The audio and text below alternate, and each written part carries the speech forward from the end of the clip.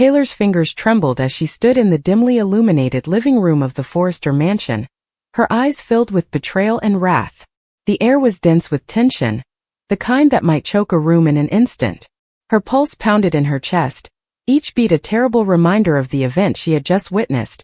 Her husband, Ridge, kissing Brooke Logan. It wasn't an accident, or a brief moment of weakness. It was planned and calculated, and it cut through Taylor's reality like a scalpel through silk.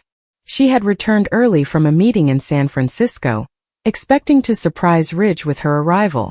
Instead, she was astonished to see the two of them at the Forrester Creations design office. Brooke's arms wrapped around Ridge's neck, his hands resting on her waist, their lips mashed together in a way that communicated familiarity and intent. Taylor halted in the doorway, her breath seizing in her throat and her world spinning on its axis. She did not yell or cry out. She did not need to. Her shock-induced quiet was more audible than any outcry.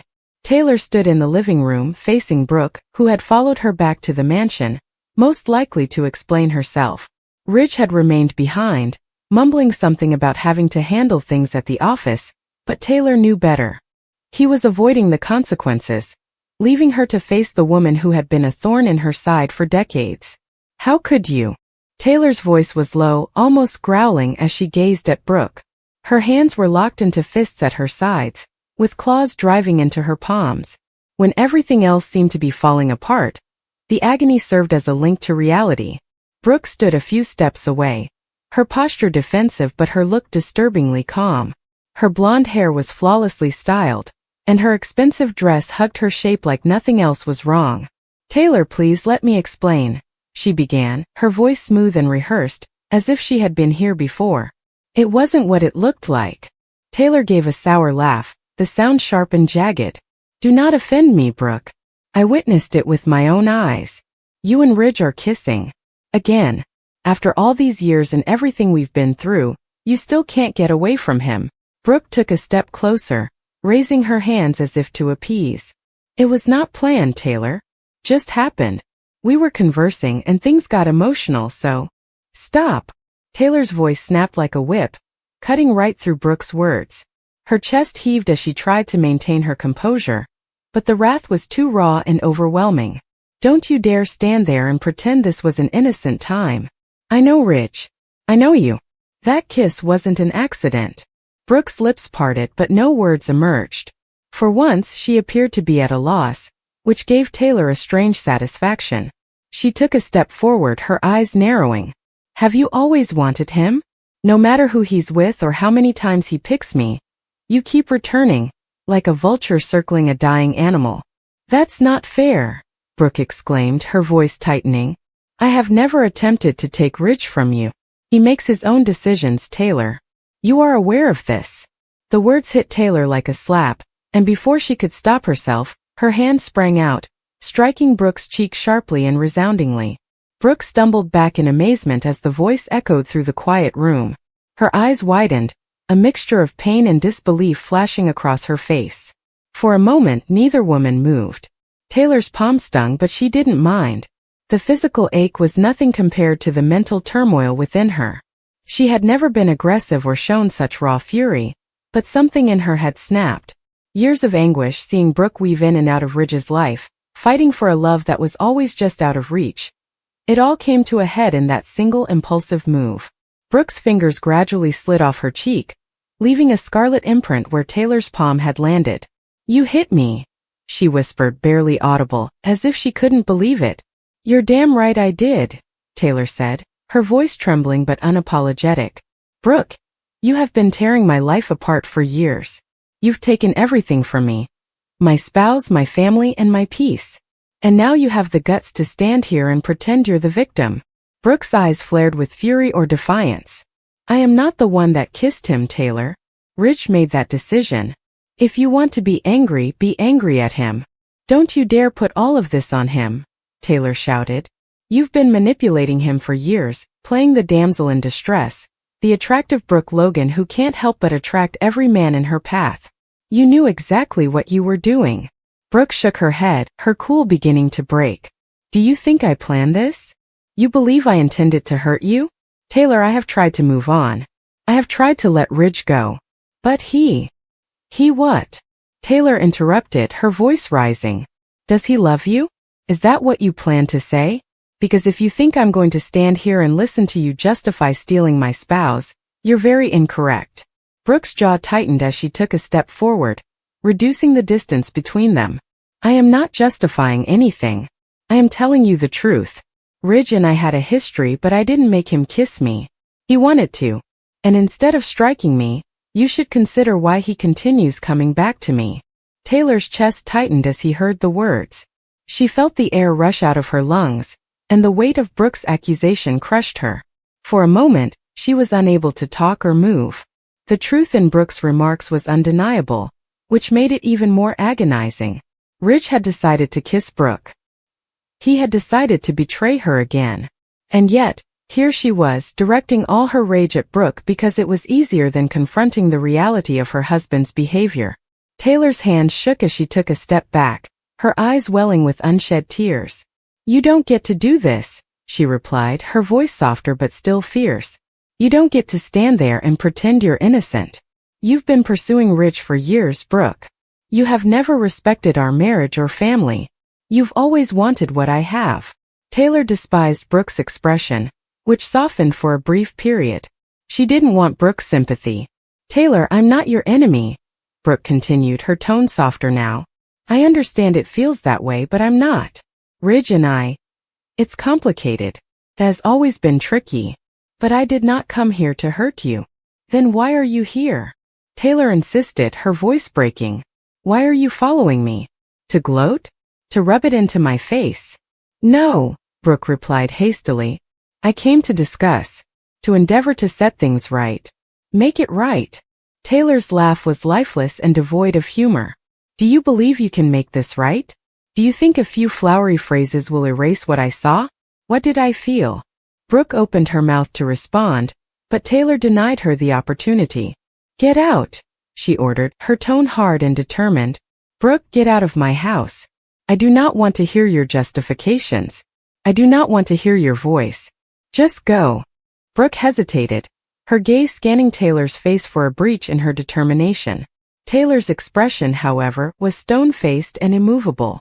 Brooke finally gave a nod, her shoulders sagging slightly. I'm sorry, Taylor, she murmured quietly, seeming real. But Taylor didn't care. She did not want apologies. She wanted her life back, the one she had worked so hard to create. Without saying anything further, Brooke turned and walked toward the door, her heels softly clicking against the hardwood floor.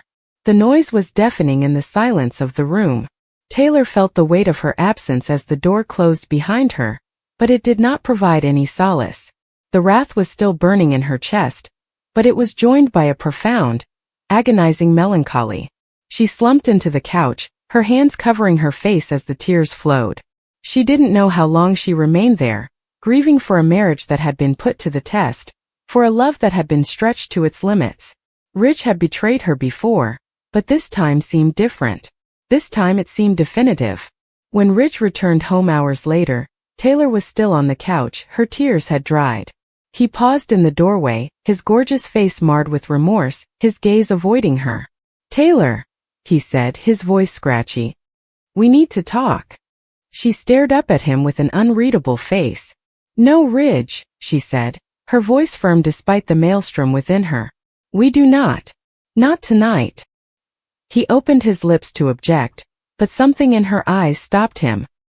He nodded, his shoulders sagging, and turned to exit the room. Taylor watched him leave, her heart heavy with the weight of what would happen next. She wasn't sure whether she could forgive him this time. She wasn't sure if she wanted to. The rest of the night was a blur. Taylor didn't sleep, her thoughts replaying the kiss over and over, each time more terrible than the previous. She reflected on the years she had spent battling for Ridge, and how many times she had welcomed him back after he had strayed. She thought about Brooke, who was always present, waiting in the wings. And she reflected on herself, the woman she had become in the midst of this never-ending love triangle. By dawn, Taylor had made a decision. She couldn't continue living in this cycle of hope and heartbreak. She deserved better. She deserved a life free of Brooke's shadow and Ridge's ambivalence.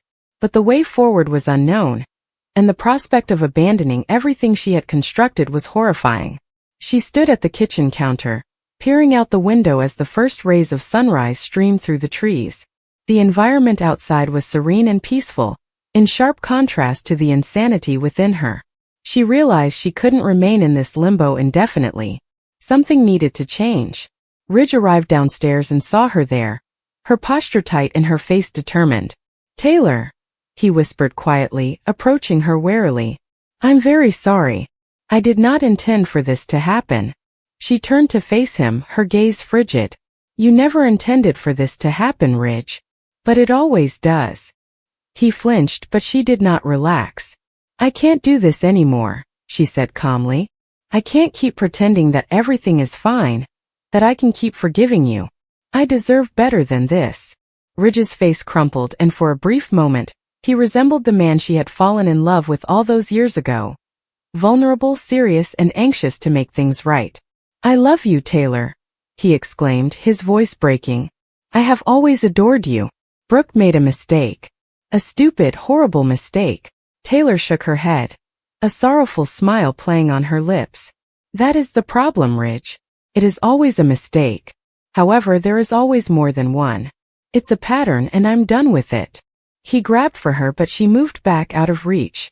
"Don't," she replied, her voice firm. "I need time, Ridge. I need to figure out what I want and need. And for now it is not you." The words hung between them, heavy and conclusive. Ridge's eyes welled with tears, but he didn't argue. He knew her well enough to know when she had made her decision. "I'll give you space," he murmured softly. "But I won't give up on us, Taylor. I will not." She did not respond. She lacked the necessary energy. Instead, she returned to the window and let the sunlight warm her face as Ridge's footsteps faded down the corridor. Taylor felt a glimmer of hope, or perhaps resolve, for the first time in a long time. She had no idea what the future contained, but one thing was certain. She was done allowing Brooke Logan to define her life. The days that followed were a roller coaster of emotions. Taylor poured herself into her work, focused on her patience and her practice to take her mind off of Ridge. But the anguish was always present, hovering beneath the surface, waiting to pull her under if she allowed it. She avoided Brooke, not returning her calls or responding to her texts. She didn't want to hear more apologies or explanations. She simply wanted to go forward. Her children, Steffi and Thomas, sensed a difference in her. They had always been protective of their mother, so learning of Ridge's latest betrayal affected them hard. Steffi, in particular, was outraged, her devotion to Taylor unshakable. "You don't need him, Mom," she murmured one evening over dinner, her voice sharp. "You are stronger than this. You have always been stronger." Taylor smiled at her daughter, thankful for her encouragement but unsure whether she believed it herself. Strength was a curious thing. It was there until it wasn't, and Taylor felt like she was running on empty. Nonetheless, she took solace from her children's faith in her. They were her anchor, her motivation to keep going. As the weeks passed into months, Taylor began to rebuild. She reunited with old acquaintances, resumed interests she had previously abandoned, and began to find the woman she had been before Ridge and Brooke. It wasn't easy, and there were days when the anguish felt as fresh as the first night, but she persevered, one step at a time. Ridge attempted to reach out and mend what he had shattered, but Taylor held him at arm's length. She wasn't ready to forgive and wasn't sure she ever would be. And Brooke stayed away, possibly understanding that this time was different. Taylor was more than simply hurt this time. She was finished. Taylor wondered about the future in the quiet moments when she was alone with her thoughts. Will she find love again? Will she ever trust somebody as much as she trusted Ridge? She didn't have the answers, but for the first time in a long time she was content with that. She was learning to live for herself, not for a man who couldn't truly commit to her. Taylor discovered a sense of liberation with this realization. It wasn't flawless or without agony, but it was hers. And it was enough.